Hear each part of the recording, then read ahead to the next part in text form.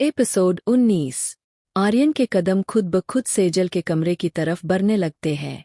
आर्यन देखता है सेजल बेड के एक कोने में गुमसी बैठी हुई थी। आर्यन को अपने सारे सवालों के जवाब मिल चुके थे, पर फिर भी वो सेजल के मुंह से सारे सवालों के जवाब चाहता था। आर्यन जाकर सेजल के सामने खड़ा हो सेजल को देखता है। सेजल एक पल के लिए डर जाती है। आर्यन सेजल के सामने चेयर बिछाकर बैठ जाता है। उसके आंखों में रोहन के लिए गुस्सा, सेजल के लिए कई सवाल थे। सेजल आर्यन को यूं इतना करीब बैठा देख बेड के नीचे पर रख खड़ी हो जाती है। आर्यन सेजल को हाथ पकड़कर बैठाता है। सेजल ये देख एकदम से डर जाती है। आर्यन उसकी घबराहट देख हाथ छोड़ देता है। आर्यन सेजल से नजरें चुराते हुए, तुमसे कुछ पूछना है। सेजल डरते हुए अपनी दोनों हाथों की उंगलियों में आपस में रगड़ते हुए पूछिए। आर्यन, तुमने रोहन के कहने से मेरे खिलाफ कंप्लेंट कराई थी। सेजल ये सुन चौंक जाती है। सेजल कोई जवाब नहीं देती। सेजल मन में अगर इन्हें सच बता दिया तो ये रोहन से झगड़ा करेंगे और वो फिर से दादी को नुकसान पहुंचाने की कोशिश करेंगे। आर्यन थोड़ा तल्ख लहजे में, कुछ पूछा है मैंने? सेजल डरते हुए, नहीं, मैंने खुद ही कंप्लेंट करवाई थी। आर्यन जो अब सारी सच्चाई जानता था और सेजल के मुंह से झूठ सुन उसे गुस्सा आ जाता है। आर्यन सेजल के चेहरे को ऊपर कर गुस्से से तेज आवाज में, झूठ बोलने की जरूरत नहीं है, मुझे सच्चाई पता है, बस तुम्हारे मुंह से सुनना चाहता हूँ, और हाँ, सिर्फ हाँ या ना में जवाब देना और सच सच बोलना, समझ? सेजल घबराकर हाँ में सिर हिला देती है। उसके आंखों से आंसू आने लगते हैं। आर्यन सेजल को उसके बाजुओं से पकड़ते हुए, बताओ, तुमने रोहन के कहने से मेरे खिलाफ कंप्लेंट कटी? सेजल कोई जवाब नहीं देती। वो सिर झुकाए खड़ी रहती है। आर्यन चिल्लाते हुए, बोलो। सेजल की कंपी छूट जाती है। घबराते हुए, हाँ हाँ हाँ। आर्यन सेजल की ओर नम आंखों से देखते हुए, तुमने अपने गहने देकर कंप्लेंट वापस ली थी? सेजल सिर झुकाए, ही हाँ। आर्यन, ऐसा क्या कहा था रोहन ने जो तुम उसकी बात मान गई? सेजल घबरा जाती है। वो फिर से चुप्पी साध लेती है। आर्यन सेजल को बाजुओं से अपनी तरफ खींचते हुए, बोलो। सेजल डरते हुए रोने लग जाती है। रोते रोते उन्होंने दादी को कोई दवाई दे दी थी जिससे दादी बेहोश हो गई थी। उन्होंने कहा कि अगर दादी को जिंदा देखना है तो कंप्लेंट करनी पड़ेगी आपके खिलाफ। मुझे दादी की जान बचाने के लिए ना चाहते हुए भी आपके ऊपर झूठा इल्जाम लगाना पड़ा।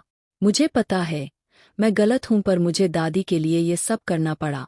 प्लीज माफ कर दीजिए। प्लीज ये सब किसी को मत बताना, वरना वो सब मिलके फिर से दादी को कोई नुकसान पहुंचा देंगे। आर्यन के आंखों से आंसू बहे जा रहे थे। आर्यन ने अपने आप को संभालते हुए, एक आखिरी सवाल पूछूंगा।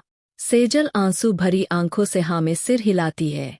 आर्यन अपनी फिंगर क्रॉस कर लेता है, क्योंकि वह चाहता था कि इस सवाल का जवाब सेजल ना में दे। आर्यन मन में डरते हुए कांपते होठों से, क्या कंप्लेंट करवाने के लिए तुम्हें उस दिन की तरह मारा था तुम्हारे चाचा चाची ने? सेजल आंखें बंद कर लेती है, जिससे उसके आंखों से आंसू लगातार निकले जा रहे थे, और वह सिर्फ हाँ में से हिला देती है। आर्यन के पास अब कोई शब्द नहीं होते। वो सेजल के दर्द को महसूस भी नहीं कर पा रहा था। वह क्या बोले क्या नहीं। आज उनके सामने सेजल का वही डरा हुआ चेहरा फिर से आ जाता है। इतने में ऋषभ दरवाजे पर नोक करता है। ऋषभ आर्यन को इशारे से बाहर बुलाता है। आर्यन बाहर आकर, बोल। ऋषभ आर्यन की नम आंखें देख, तू कमजोर पड़ेगा, मैंने कभी सोचा नहीं था। आर्यन अपने आप को संभालते हुए बोल, क्यों बुलाया? ऋषभ एक छोटा सा पॉली बैग आर्यन को देता है। आर्यन सवालिया नजरों से ऋषभ को देखता है। ऋषभ इंस्पेक्टर के घर से सेजल के गहने विक्रम ले आया। आर्यन ऋषभ को गहने वापस देते हुए, जा सेजल को दे दे। ऋषभ, ये वही गहने हैं जो उस दिन विनय के कर्जे के बदले में दे रही थी। मैंने पूछा था उससे तो उसने बताया था कि ये उसकी माँ के गहने हैं। आर्यन चौंकते हुए, उसने मेरे लिए अपनी माँ के गहने उसे इंस्पेक्टर को दे दिए।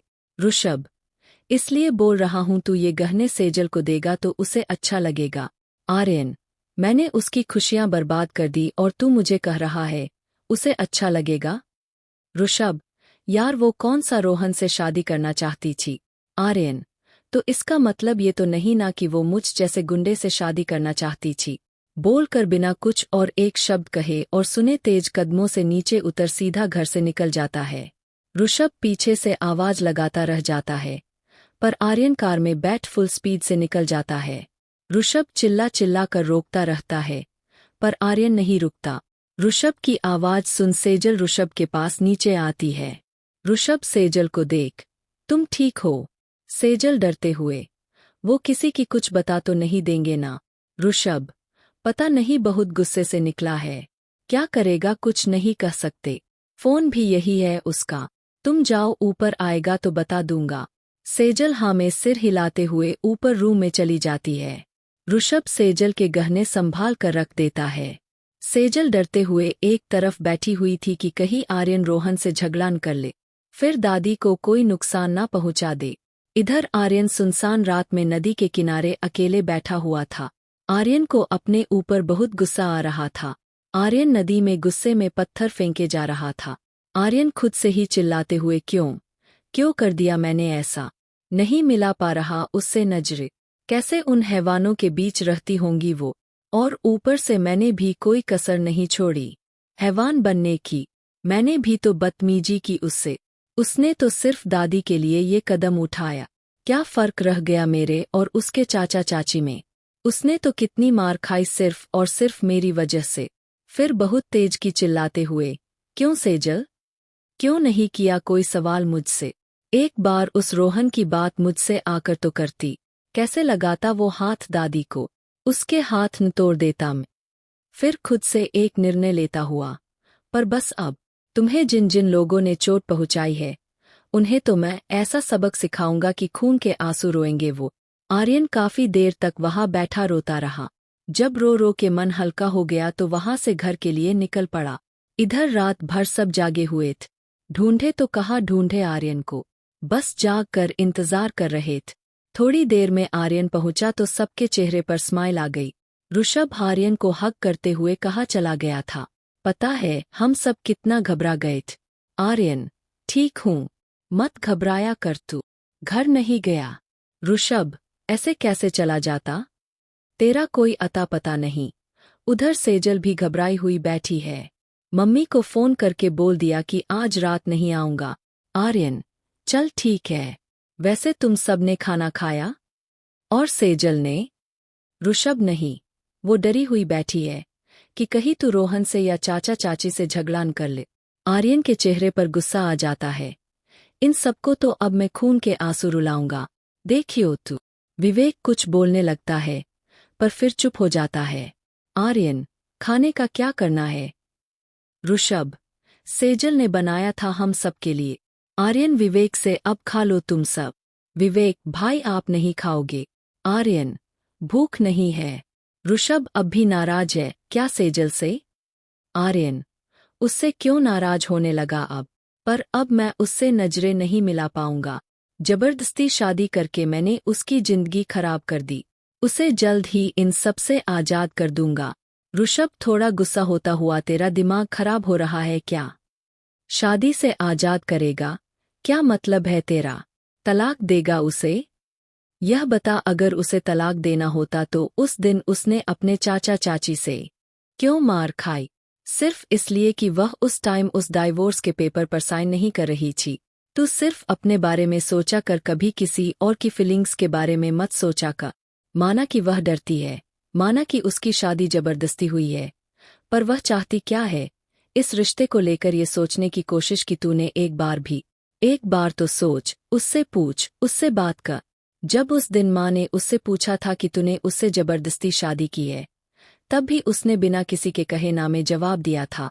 उस ना का क्या मतलब था ये जानने की कोशिश की है तूने? हाँ, रिश्ता अचानक जुड़ा तेरा और उसका, पर हो सकता है कुछ अच्छा हो इस रिश्ते में। तू एक बार उससे बैठकर बात तो कर। बस जब देखो अपने मन की चलाता है। गुस्सा आया तो कर ली शादी, सच्चाई पता चली तो अब तलाक दूंगा। अगर उसको तलाक देना ही होता तो क्यों उसने उस दिन बेल की मार खाई? बता मुझे, कितना कांप रही थी वो, फिर भी उसने साइन नहीं किए थे। बता ना क्यों? आर्यन चुपचाप बैठ जाता है। थोड़ी देर बाद, तुम सब खाना खा लो। ऋषभ से सेजल के गहने दे दिए? ऋषभ, नहीं। आर्यन हाथ बढ़ाते हुए, दे। ऋषभ मुस्कुरा कर भाग कर जाकर गहने लाकर आर्यन को देता है। अंश ने खाना तो पहले ही लाकर रख दिया था। आर्यन कुछ सोचकर ऊपर सेजल के पास जाता है। चारों तब तक खाना खाते हैं। आर्यन देखता है सेजल हॉल की बालकनी में नीचे दोनों घुटनों के बीच में चेहरा छिपाकर बैठी हुई थी। आर्यन सेजल से थोड़ी दूरी बनाकर वही फर्श पर बैठ जाता है। आज आर्यन को सेजल से बात करने में डर लग रहा था। अगले एपिसोड के लिए हमारे चैनल को सब्सक्राइब करें। धन्यवाद।